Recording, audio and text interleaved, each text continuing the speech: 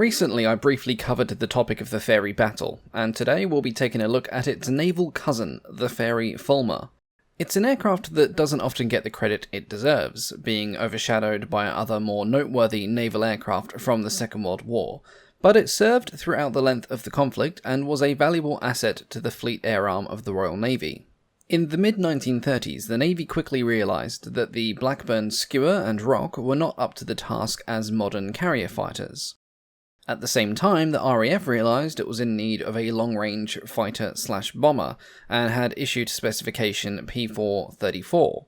Fairey submitted a design to the Air Ministry based on their existing Battle design, but it would lose out to the Hawker Henley, the Henley being the faster of the two designs. Despite this, two prototypes had been built, and they would soon catch the attention of the Royal Navy. In 1938, the Fleet Air Arm issued a request for a two-seater fighter. It was to have a top speed of 265 miles an hour at 10,000 feet, and a flight endurance of 6 hours at 138 miles an hour.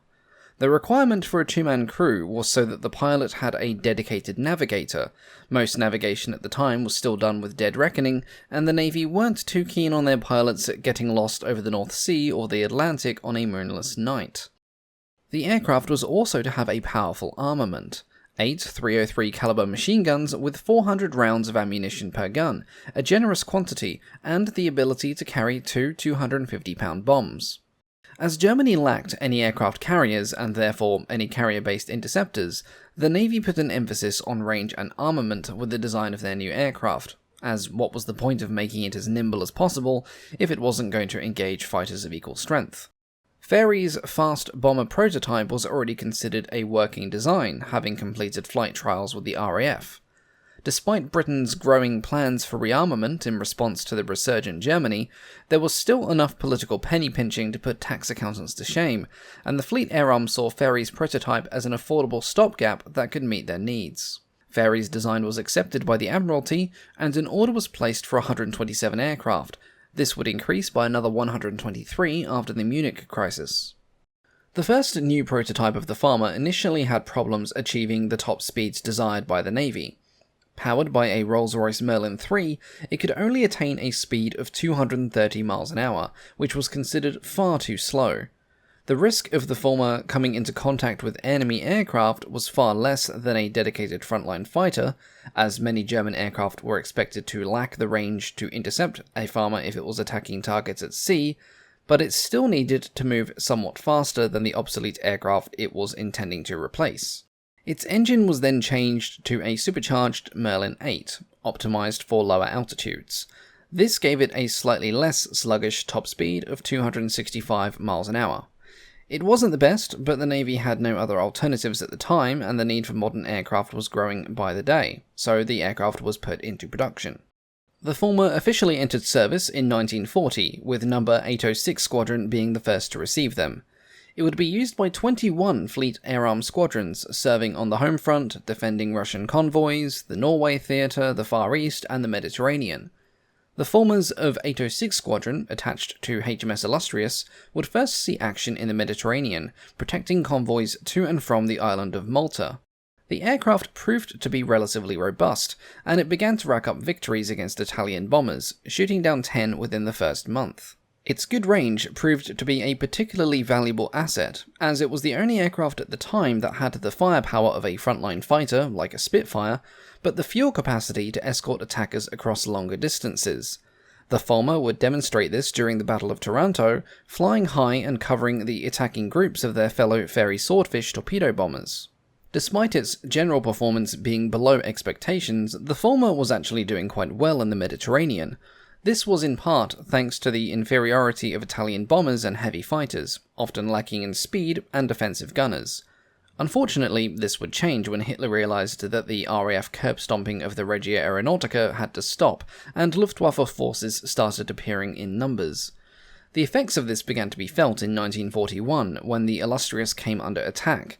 An initial attack by Italian torpedo bombers had been driven off by the Fulmers, but the next day a swarm of German Stukas and their escorts descended upon the carrier, swatting aside the Fulmers and severely damaging the ship.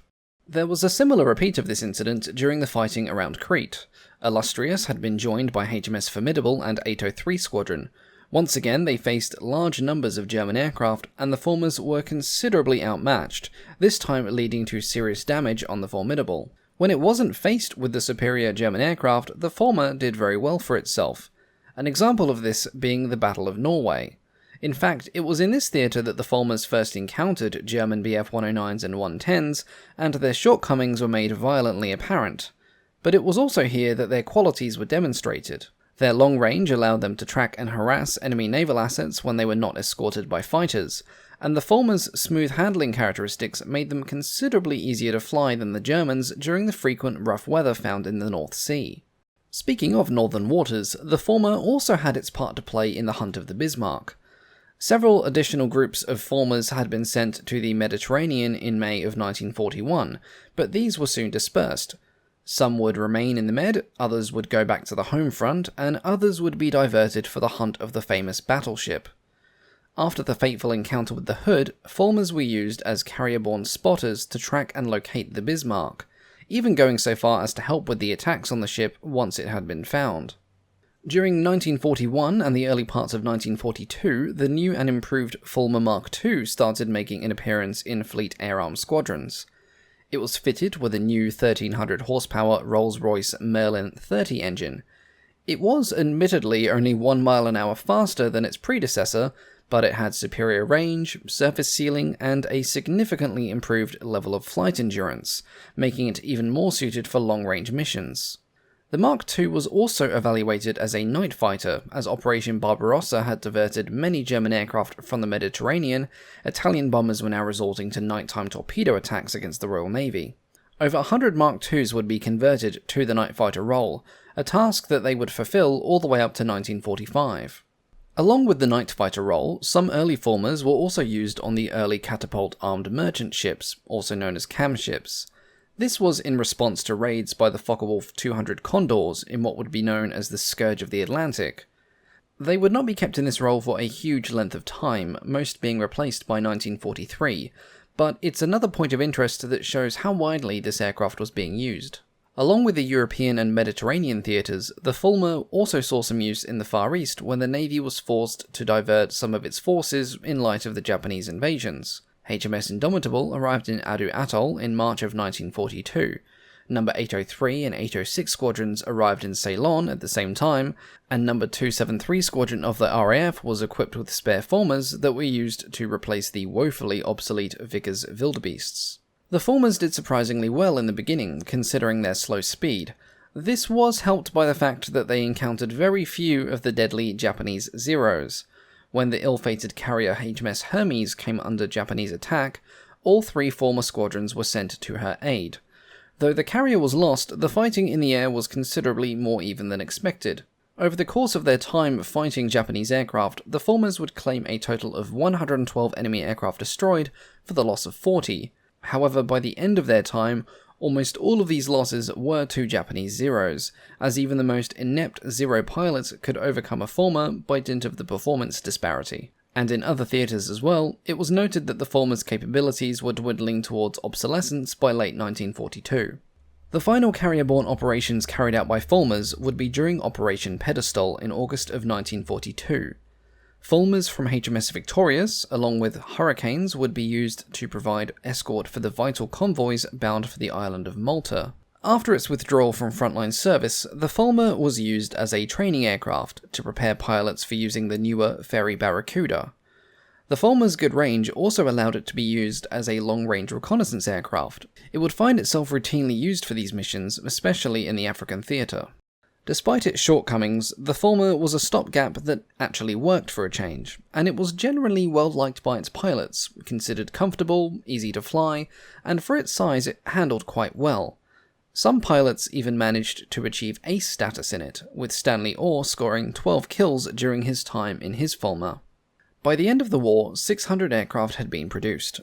The first production Fulmar ever made, serial number N1854, actually survived the war, and it can now be found on display at the Fleet Air Arm Museum in Yeovilton.